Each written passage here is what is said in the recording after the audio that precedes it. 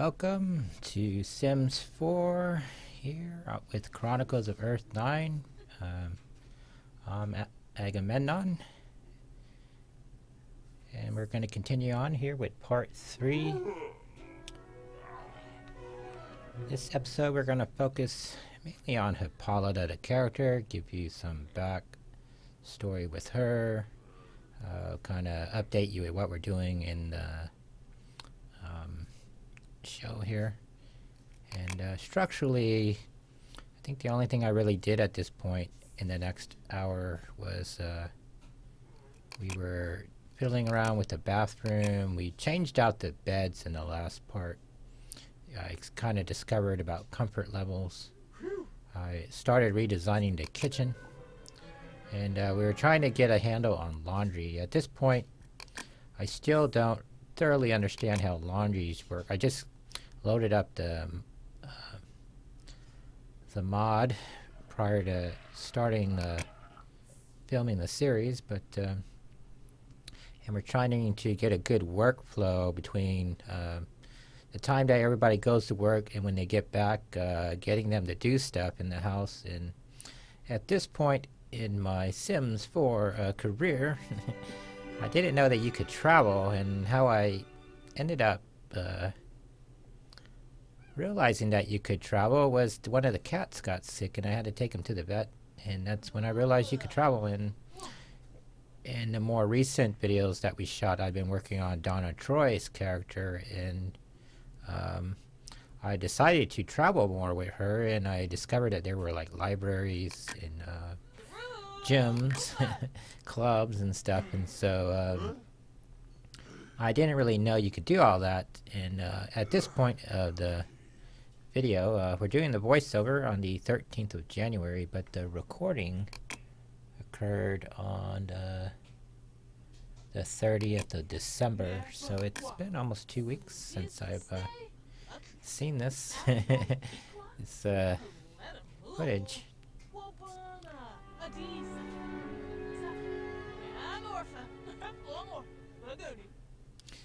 Paul is talking to the cat. Now, in Chronicles of Earth 9,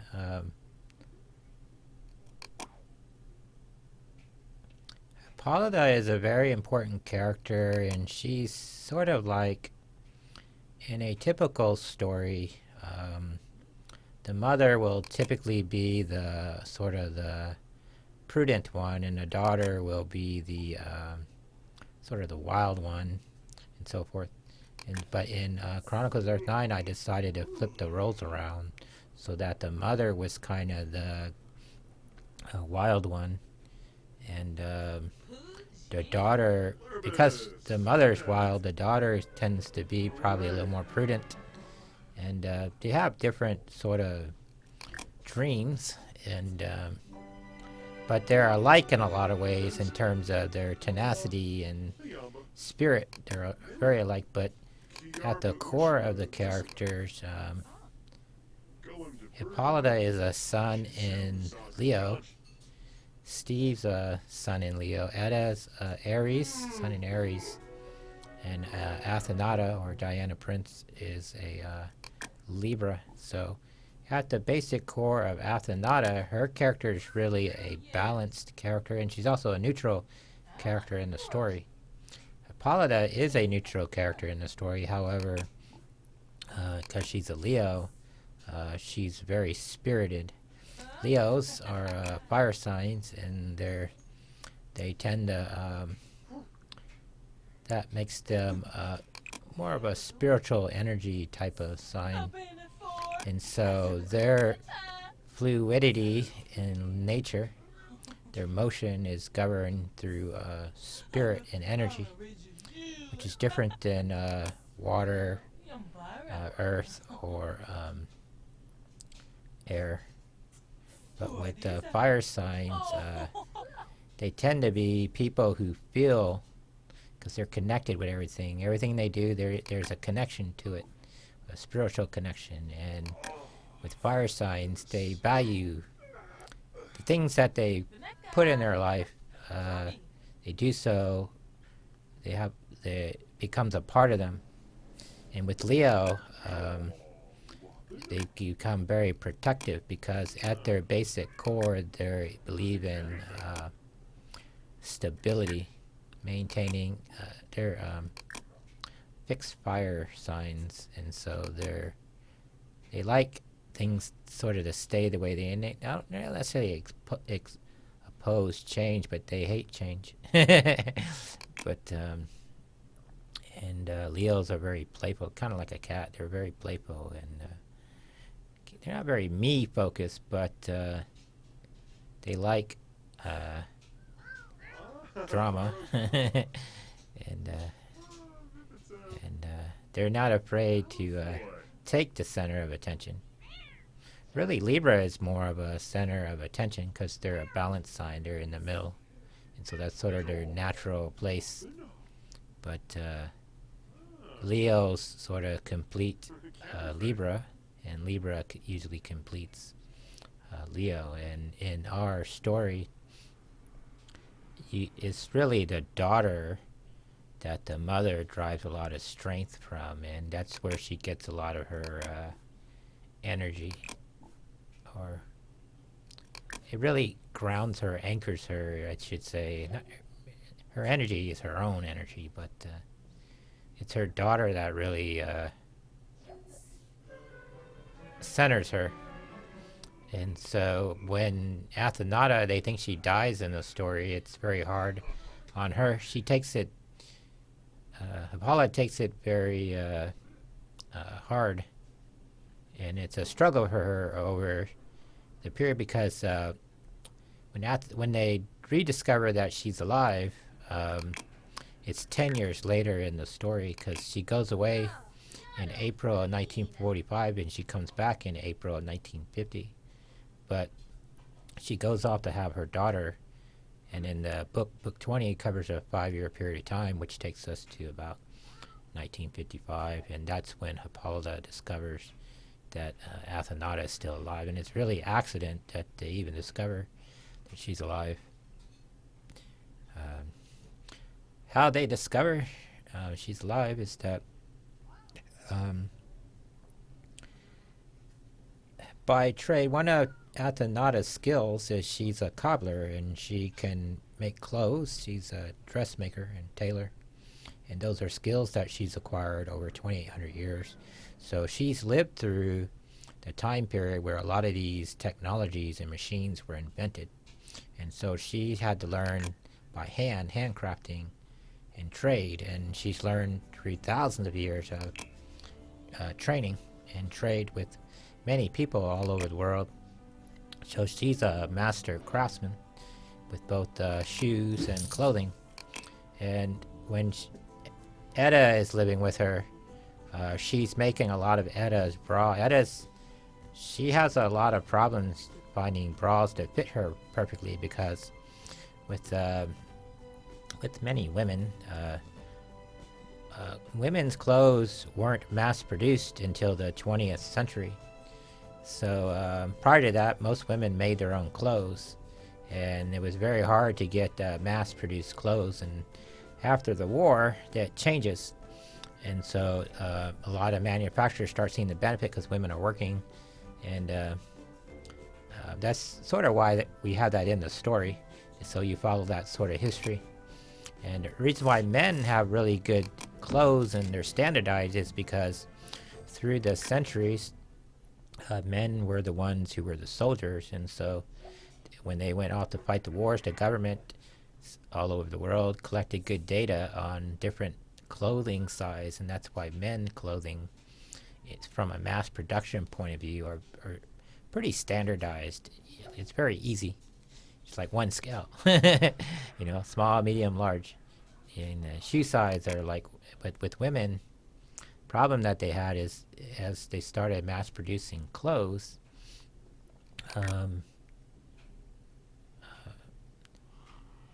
it relied on the manufacturers. So like with women, with like especially bras, where they have like an A, B, C, that really is the pattern that they use to make them. When they design clothes, they make a pattern, and to fit a different range of people, they go. Some of them use like a type of system, A, B, C, or D.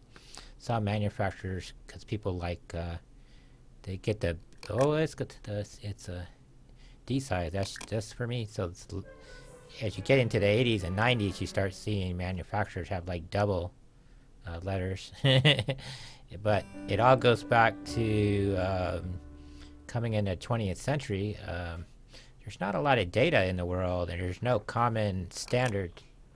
And so you have competing standards, mainly in Europe and the United States. And so Etta, she's has an awkward size, and so she has a hard time finding bras that fit. And when she was living, one of the reasons why she liked Athenata is Athenata could make her bras by hand or alter them, and they would fit properly. And so when Athenata ends up living in Athens, Georgia, she starts a service at their boutique there, and they're doing mail order bras, and they size it, customized sizes for women. And at a candy, she gets hold of one of these catalogs, and so she sends off and tries it out. And then the bras fit. And when Athenata, because she knows who Etta is, right? So she knows how to make the bra fit her properly. And so when Etta starts getting these bras, she's excited about it, and she starts talking to Hippolyta in the story and saying, this is the first company I found that could make a bra that fit. And it was the first time since Athenata that she found a bra that fit her properly. It's been like 10 years.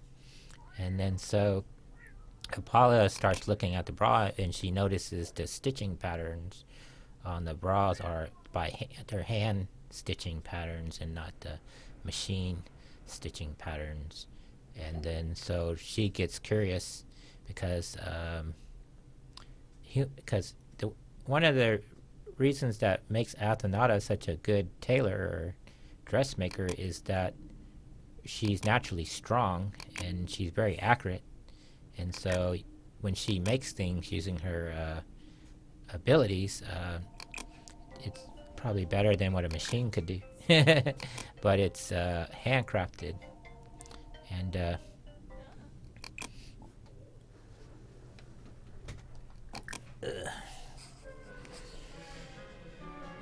gotta silence the phone here.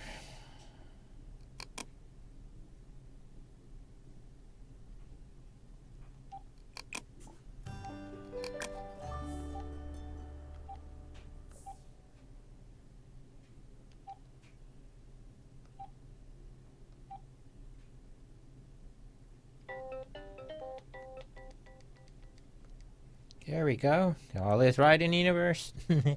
Anyway, so Paula gets curious, and she starts thinking that that's a sign that Athenata was one of the only people that could make that, because it's an old style stitching design. And so Paula goes and finds the location of this company, and then she sends her investigators out to quietly scope it out, because if it is Athenata, why would she be hiding out? And if she is hiding out, Athenata is clever enough that she'd run away, right? So Hippolyta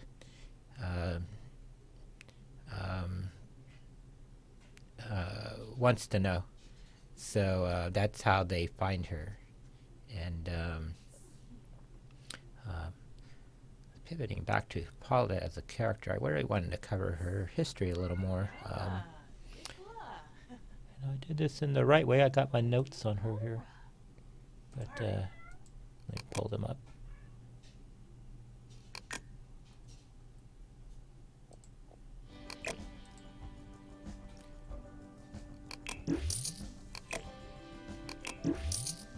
Okay, Hippolyta was born in the year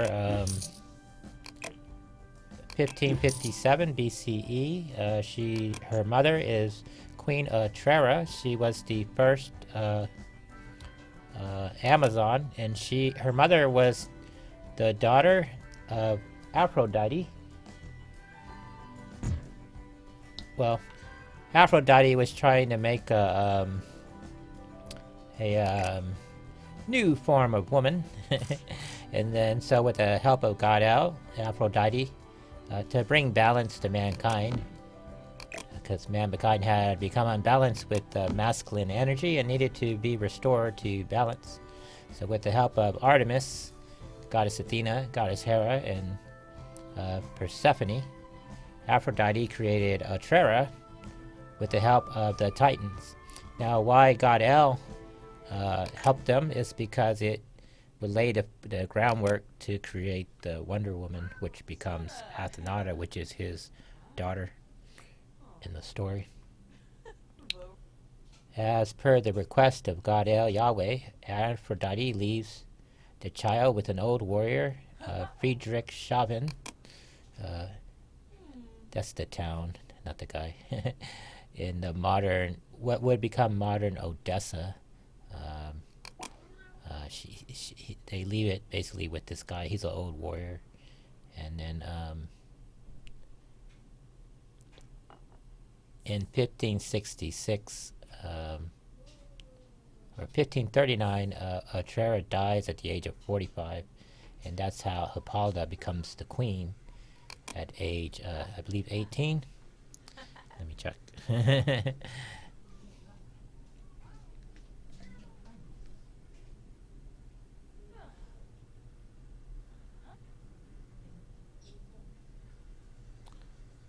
See, 15.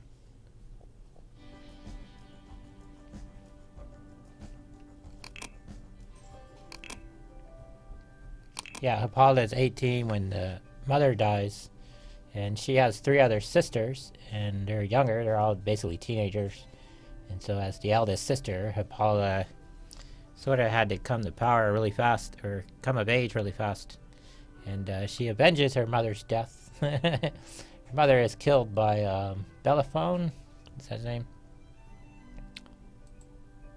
Yeah, slain by Bellerophon in the town of Lycia.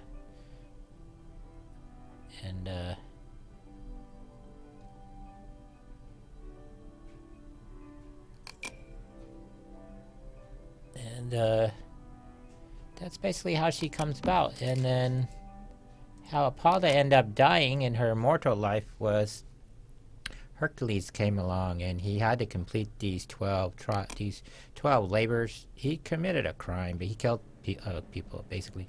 And he had to make amends for that. He had to do these labors, and Hera didn't want him to succeed because at that point, Hera really hated Hercules because he was the son of Zeus, and he just hated him. She hated him, and so she didn't want him to succeed. So one of the labors that he had to complete was he had to get the girdle of Gaia from Hippolyta, who was the queen of the Amazons, and the girdle was passed down to her from her mother. And the girdle of Gaia is what gave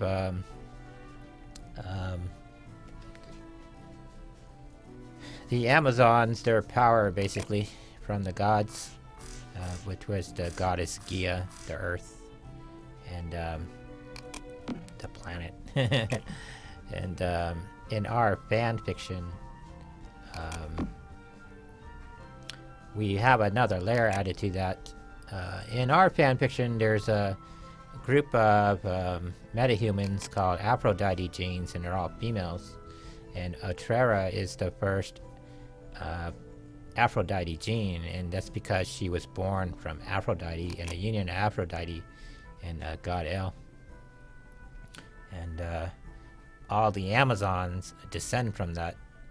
And this is where Athenata is different than the other Amazons, in that she descends directly from God El, the union of God El and Athena.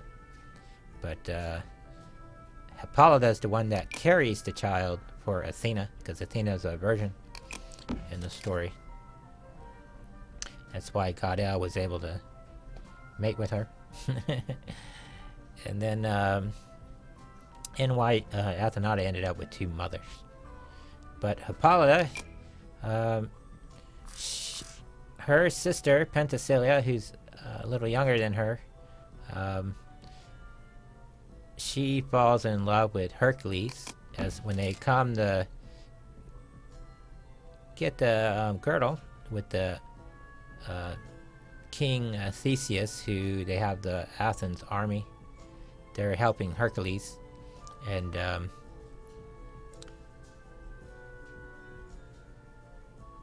Hippolyta agrees because of her sister asked her to, and to let Hercules borrow the girdle and bring it back, basically, but for her sister. And then, but when Hera finds out, Hippolyta tells Hera that it's her idea, and she was the one who, she's the reason why she freely gave it to Hercules, and Hera didn't like that, because in our story, Hera actually knows why they did it, but up until that point, Hippolyta was Hera's sort of, she was like a daughter to Hera. Hera really loved Hippolyta. She still loves Hippolyta, but this created this is the first time she felt Hippolyta betrayed her, mainly because it helped Hercules. And Hercules, with the way Hippolyta viewed it, he was sort of family, right? And Hippolyta's father is Ares in the story, and Hercules is essentially an uncle, right, to her. So when Penthesilea is sort of falling in love with Hercules, she decides to help him. And Hercules and Apollo are about the same age. They were born in the same year.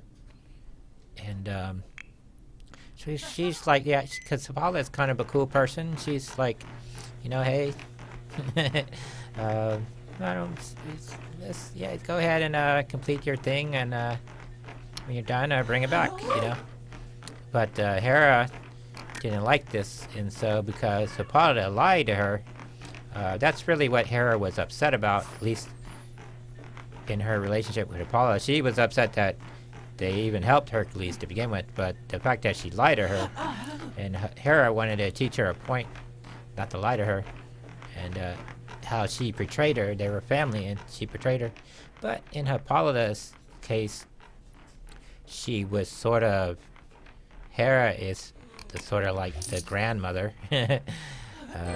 Hercules is the uncle, and Penthesilea is the sister. So what is she gonna do?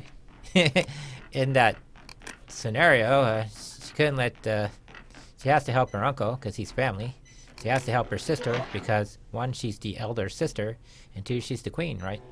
So it's kind of like, well, what do you do? But Hippolyta goes along, and so Hera gets upset, and she basically enslaves the Amazons, and she's really upset with Hippolyta, and because she's the queen and she's taken responsibility for it, she has her dragged out in front of her people, and she has her flogged, basically, in front of them, beaten, and I wouldn't say hanged, but not in a way that like they killed her, just made an example of her. And they flog her out there in front of the people for defying Hera. And then in the time that she's sort of under arrest there, they come to realize that Paula realizes that she's pregnant with Theseus's child. And when Hera enslaves the Amazons, she does it in a way that she has, when they're basically having a festival with the Athenians, because the Athenians are getting ready to leave, and this is before Hera goes off and arrests Hippolyta, basically, and the other Amazons. She creates this wine, and that's how they all drink the wine, basically, to get drunk, and they have a big orgy, and they all basically fall asleep, and they're drunk in stupor, and in doing that, the wine was laced and so poisoned, and it causes the Athenians to enslave the Amazons, and then when Hera goes off to have the baby in Athens, she travels to Athens, and in those days you couldn't just, it wasn't like a one-day trip. It's a long trip to Athens because they're basically where Ukraine is, and they have to travel either by sea or over land, which is a long journey back to Athens. And so on her journey back, Hera tricks the Amazons and says that the Athenians have stolen your queen, basically. And it starts this war between Athens and the Amazons called the Attic War. And in the end, Apollo ends up having this baby in secret with Theseus. And but so that her people could be free and go free, and to kind of make amends with Hera, Hippolyta agrees with Hera to sacrifice herself because it was her decision ultimately that doomed the Amazon. It was her responsibility and her decision. So, and at the same time, she was still protecting her sister, and Hera knows she knows why Hippolyta did it. She really just wants Hippolyta to tell her the truth, but Hippolyta isn't telling her the truth. So when Hippolyta finally admits the truth to Hera to make amends for what happened, Hippolyta sacrifices herself for the Amazons, and she's 23 at the time, I think, and she just had her baby.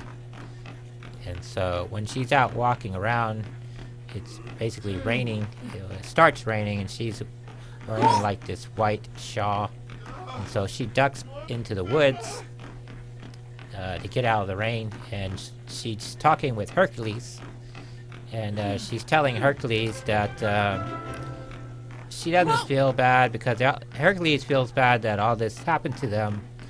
Their feud with Hera is really his fault, and so Hippolyta basically hugs as she's hugging Hercules. Her sister Penthesilea is out hunting in the woods, and she spots this swan, and she thinks it's a swan because it was raining, and Hippolyta was under the tree, and from a long distance, she looked like a swan. And then so she throws the spear, and it kills Hippolyta. But Hippolyta knows that she made a deal with Hera, but nobody knows but Hera and Hippolyta that they made this deal. Theseus would take the boy, and the Amazons would be free, and so forth. The peace would be made with the Titans, and but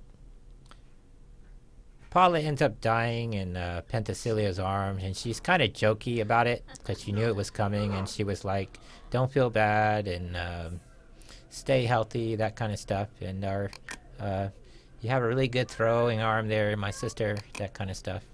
And Penthesilea is like traumatized; she doesn't know what to do. But in the real world mythology, Penthesilea goes off because she killed her sister accidentally, and she goes off to Achilles during the Trojan War to have her challenge him so that if he kills her, she'd die an honorable death, basically. And so she would go to the Elysian field as a hero, being defeated by Achilles, who was the greatest hero at the time, mortal hero. And in our story, that's how the two end up falling. Her and Achilles end up falling in love in our story in the afterlife. But in terms of Hippolyta, it's how she ended up dying her mortal death. And that's kind of the why she's the way she is in the story. Leos have a tendency not to dwell on things. That's sort of their thing. Don't dwell on things, and she's sort of a good heart and generally happy people. And so when Hippolyta goes into the afterlife and she starts working with Athena as a warrior angel, the immortal Amazons, she embraces the idea that she can't age. She loves the fact that she's stuck in a 25-year-old body. And she never got to be 25 because she died at 23. She died at such a young age. She's a woman who's never known old age. And even though she's the queen of the immortal Amazons, their structure isn't like it was during her lifetime. It's more of an administrative type of position. She's still a queen. It's still sort of like a ranking in their society, but it's not really like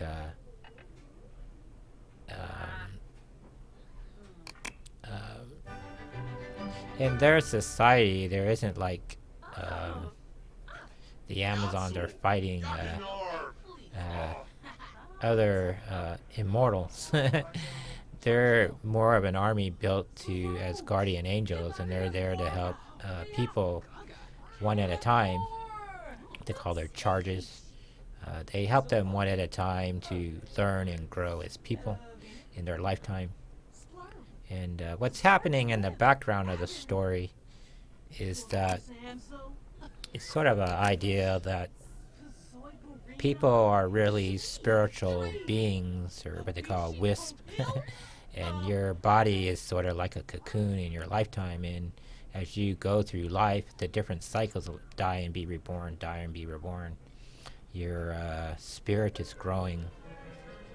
And when you eventually reach the end of that journey, you become one with your spirit, and your energy becomes one with the universe.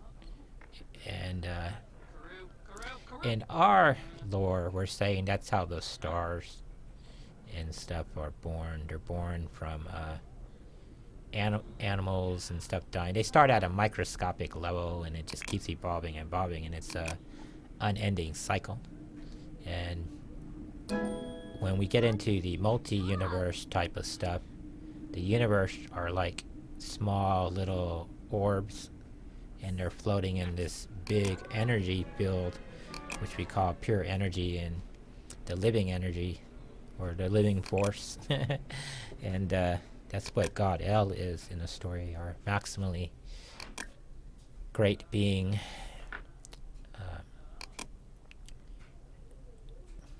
And that's why everything is interconnected through the energy. And then at the other end of that spectrum, you have the solid matter, or matter without energy, and it's really small and brittle. And that's what Tartarus represents in the lore. It's this pure matter, and that's essentially, when we get into the dark side stuff, that's the technology he has. It's pure matter. It's very dense, and he can control omega energy, and he uses technology to do that.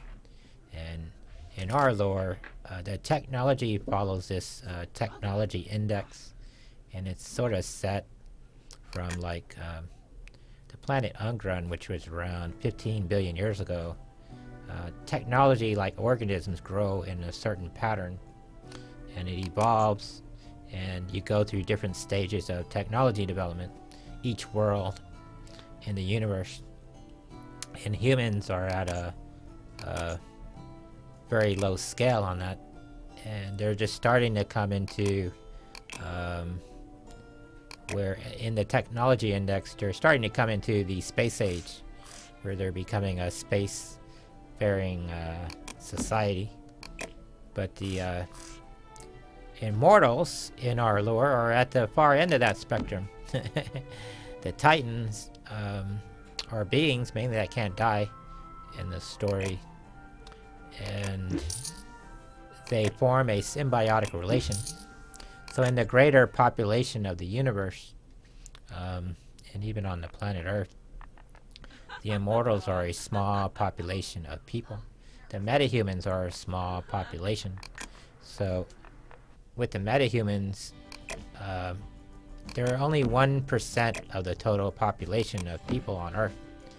And metahumans, Titans, and what they call the Aphrodite genes, which are they're metahumans, but they're a specific type of metahuman. There are only 1% of the total population. So in 1943, there was about 3-4 billion people on the planet. So the Titans and the metahumans are only 1% of that population. So even though they're all powerful, there are not a lot of them.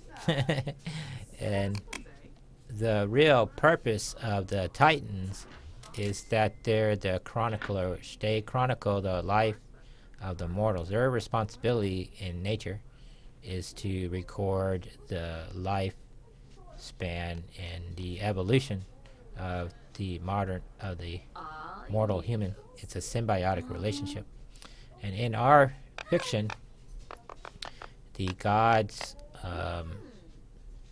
through their nurturing of humans, that's how they feed off of that energy, because they're spiritual beings. And by helping life forms grow and become spiritual beings,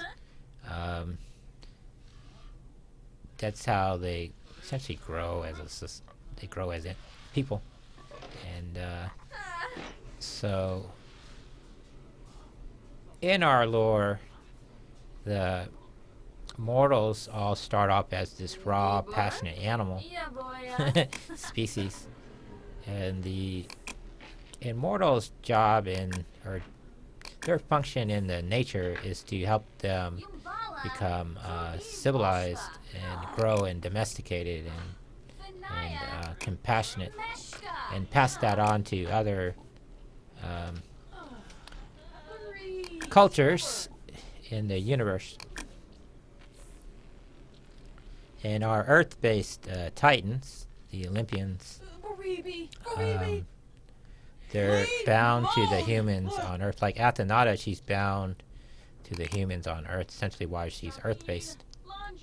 And then as we go to other stories like our She-Ra stuff, she's in another part of the universe, and she's sort of like the Wonder Woman of that planet. She provides the same function, but where they differ is Wonder Woman on Earth is a healer, and on Eternia or Etheria, She-Ra, she's a tank. She can heal herself, but she can't heal other people. So she has to learn to use technology to do that. And in our lore, the overall story, what Athenata is helping people to do is to learn that all behavior is a skill. Through skill and technology, you grow, and you pass that on. And the purpose of people and the purpose of life is you procreate, you have families, and you have children, and you help those children grow, and you grow together gradually. And that's really the thing that Athenata in the story, that's sort of her mission in life, is to help people grow. And hopefully through that, helping one person at a time to grow and to change and to become better people, it creates a just society. And so in our lore, the way our starting point is the natural state of the world and universe is anarchy or chaos. And lawful is the unnatural, and the thing that they, they need people to grow into, but they can't force people. You can't force people to be good. You can't force people to um, see value in things because they all have free will. And so that's why in the lore, the Titans just don't outright, like, they see an evil person, they outright kill them. Because the natural state of the universe is chaotic, and the domesticated part of the universe is artificial, right? And in the universe, if you follow evolution, natural change, natural selection, life is going to follow its own natural selection. And artificial selection only lasts as long as the people are willing, or organism is willing to advance that artificial change. Artificial change doesn't occur naturally, and it doesn't pass on through genetics and evolution. So in our story, that's why you have a group of people that have long lives and they live a long time, but they're a small population. And they're a small population is because they live forever and they can have children at will. So I would think the natural tendency is they probably wouldn't have a large population, right? But the humans, when they were moved into their own sort of plane of existence, and they have their own free will, and through free will, they to survive, they have to enable for them to survive as a species. They have to evolve in an artificial way, because if they follow a natural path of evolution, extinction is a stage in natural evolution. The humans will naturally die out, right? So as spiritual beings, and why they're helping them is to help them grow and evolve, and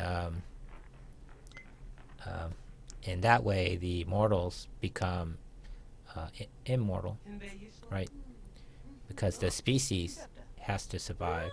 The people have to see the value in the species as a whole surviving, even if it's one person at a time. And after the sundering took place, where God El caused a great flood to wipe out the humans on the earth, and they restarted. In our lore, it starts at 10,800 BCE. The Titans decided that in the early days, where you didn't have a lot of humans, they had a much more direct role because they had to. But as the population's getting bigger on the planet, it's not necessary. The humans are starting to become more autonomous. And as each sort of city and area grows, you're starting to have conflict. The Titans are trying to prevent the humans from wiping each other out artificially. Going extinct is sort of the role. But why we have three pillars, and I've kind of gone off away from what I originally wanted, because I originally wanted to talk about Apollo, but I ended up talking about the basic sort of function of the lore, the fan fiction, which I think is important. But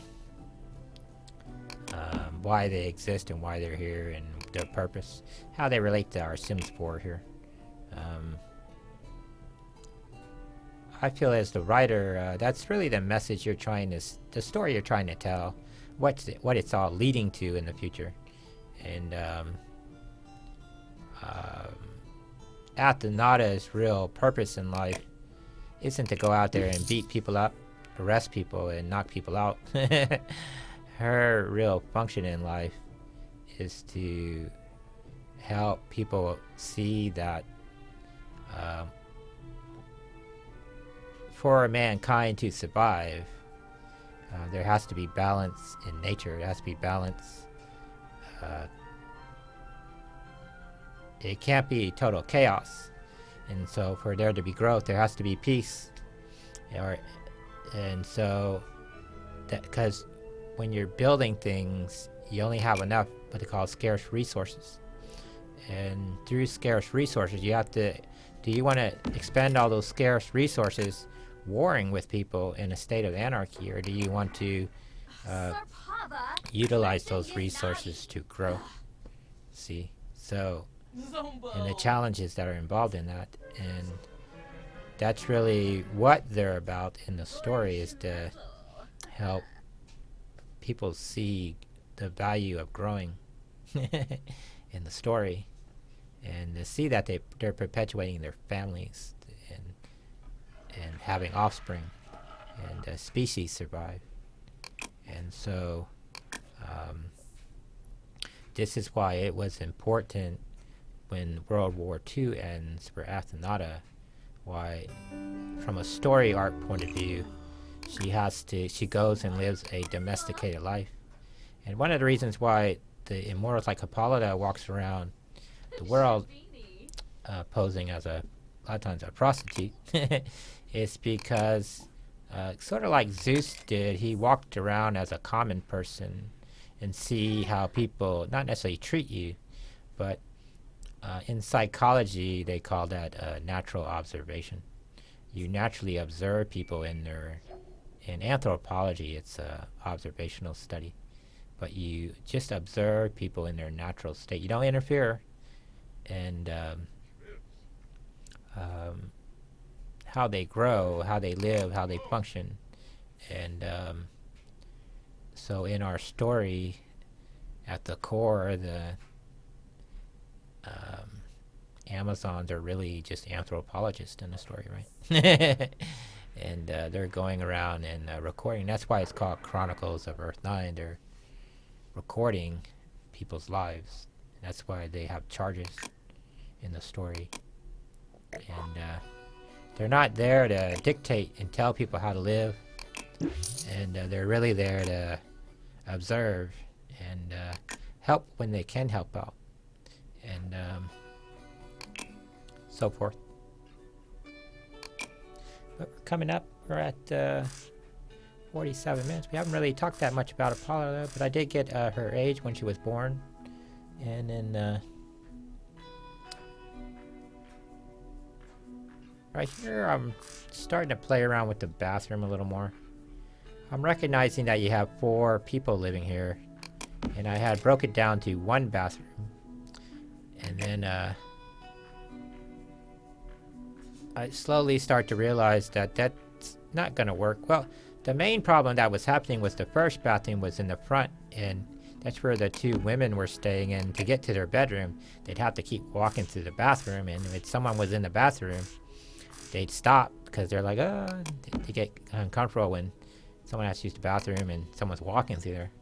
So I redesigned that, and then I couldn't figure out how to erase the doors, right?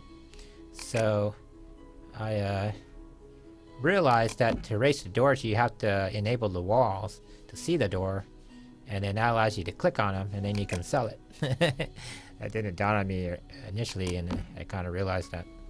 But once I realized how to move the doors, then I could redesign the walls. And I played around with like the half wall, whole walls, and so forth. And at this point, I'm trying to redesign the bathroom so that one, they could save a little money, but I needed to put a bath that would give them some comfort level. With the mirrors there, I realized that you could click on those, and the people that could improve their charisma. So I didn't know that. And I was also toying around with the idea of just, instead of me selecting things, just let the tune sort of go on their own and see what happens. But what ends up happening when you do that is the house starts breaking down a lot, and then stuff doesn't get done, and so I have to step in there and get them to do domesticated stuff. Now, Athenata in our story, she has red hair here, but in the 1940s she didn't have red hair. She changes her hair red in the 1950s, and I thought it would be cool that she changed her hair to red, because in the story everyone calls her Red. It's her nickname. And in our Farm Simulators series, that's why we're using the character. She's redheaded, because they call her Red. And when she becomes red, she becomes kind of a laid-back. My motivation for putting the stories in the South was you never really see superhero stories in the South. They're usually always New York or somewhere in the North, big crowded area. And I always thought putting the stories in the South would probably be better, because then you would have farms, you would have simple living people versus rural and metropolitan areas. And I think superhero stories would be better in that sort of setting. And Athens, because it's named after Athena, would have been the perfect place for her to live. And that's how she ended in Clark County, Georgia. That's why we picked that location. And as we got into the segregated stories, as I was researching it more, segregation in the 50s, because how segregation comes about in the U.S. Came about after the Civil War, and then slowly through time, it became segregated. And Athens, Georgia, was the center of that period. And as I researched more, I discovered that more. I kind of knew it, but as I've been researching it for stories, I'm glad I selected that town. It's sort of the centerpiece, that in Montgomery, in Birmingham. That's really where a lot of changes took place in the U.S. from the 1950 moving all the way through the 1980s. And when I started school in the U.S., I started school in Montgomery, Alabama. We were stationed, my dad was stationed at the Maxwell Air Force Base, and I started kindergarten and first grade there. And when we moved back to Florida, Tampa, Florida, I was in the second grade, or going into the second grade. It's kind of interesting, because that's when Star Wars came out. Star Wars came out in May of that year. I was in the first grade. I had just got out of the first grade. I remember it was like the last day of school and people were talking about it. And Elvis died either that year or the year before. And that's when they did the flight test for the space shuttle, the Enterprise. They did the landing test for it. They flew it up in the air with a 747, dropped it off. I believe that was in 77. And then a year later, that's when they launched the Voyager probes, and they went by Jupiter, and Jupiter, remember that, and Saturn. That was kind of cool.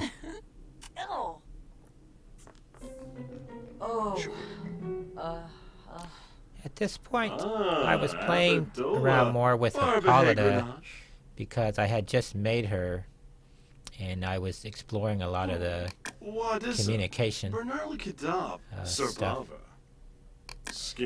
Alan Scott there is an actual player character, but I put him in his own household.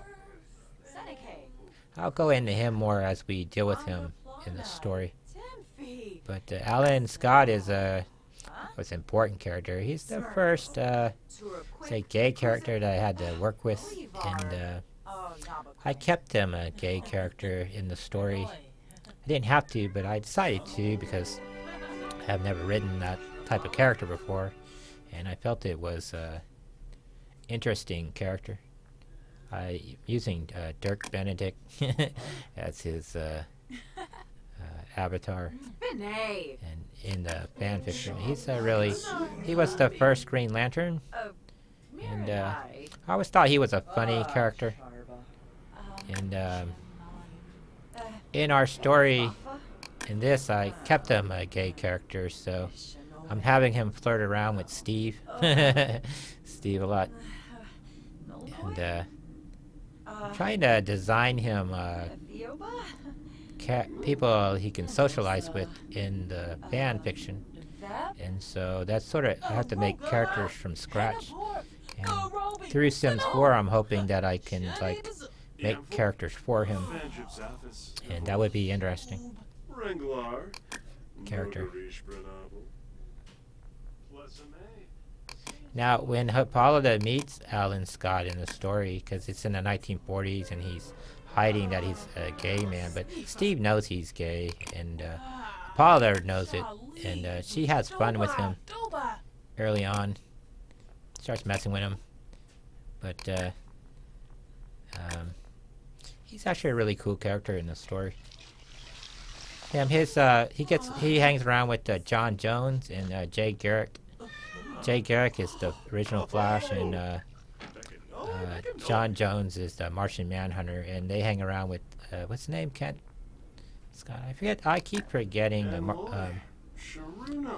Dr. Fate's name. I just know him as Kent. But they all get along, and Jake Garrick owns a restaurant called No Man's Land, which is in Baltimore County. Baltimore County is our Gotham County. Gotham City is located, and he owns a club there. It's kind of cool. They hang out together, and they're kind of funny.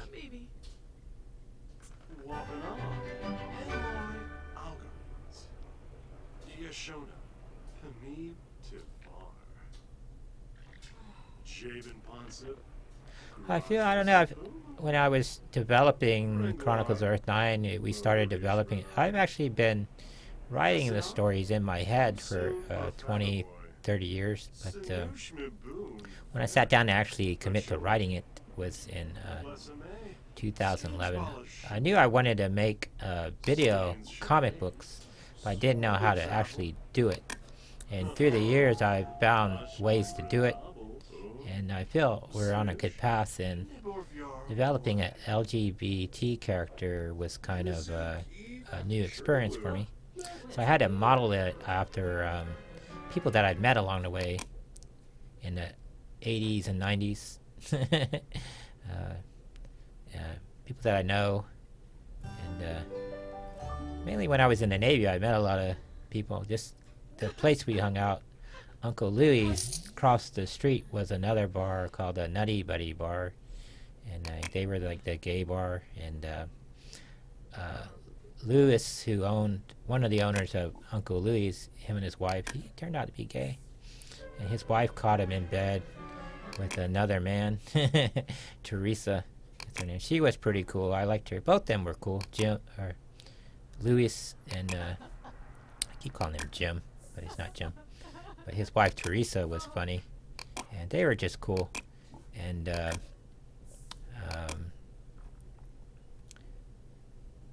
they started fighting. They didn't get a divorce, but she went out and got her a guy. She's got a guy on the side, and they started competing with each other, and it was kind of funny. And but that's the end of the story. We'll get back into it in part 4. Thank you. Thanks to our Patreon contributors who donate their real-world money to our endeavors. Thanks to our subscribers and Twitch followers. We'll see you next time. Bye-bye.